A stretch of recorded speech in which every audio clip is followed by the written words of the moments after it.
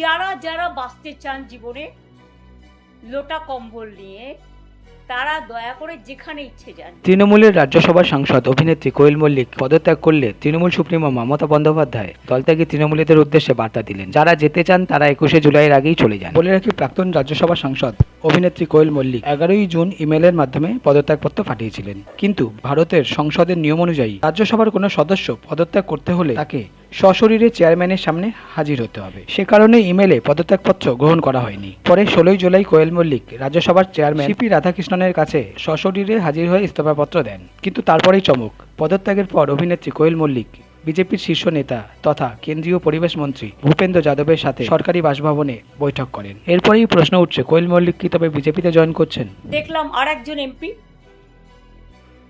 চলচ্চিত্র শিল্পী, ভালো শিল্পী, তাকে আমি সম্মান করি, তিনি গেছেন বিজেপির কোনো একটা নেতার সাথে মিটিং করে রিজাইন করতে।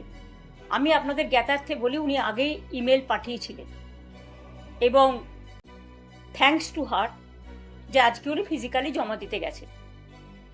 যাদের যাদের যাবার আছে আরও বিজেপির চাপে, পুলিশের চাপে, মাথা নত করার চাপে, কোর্টের চাপে, মানে কেসের চাপে, ইডির চাপে, সিবিআইয়ের চাপে, কোর্ট কেসের চাপে,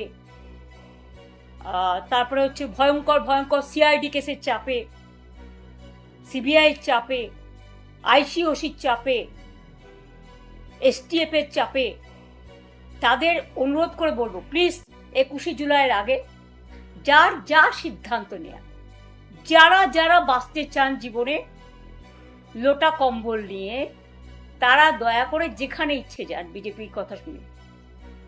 দয়া করে আমরা যে দলটি তৈরি করেছি তাকে কলঙ্ক লিপ্ত করবেন না।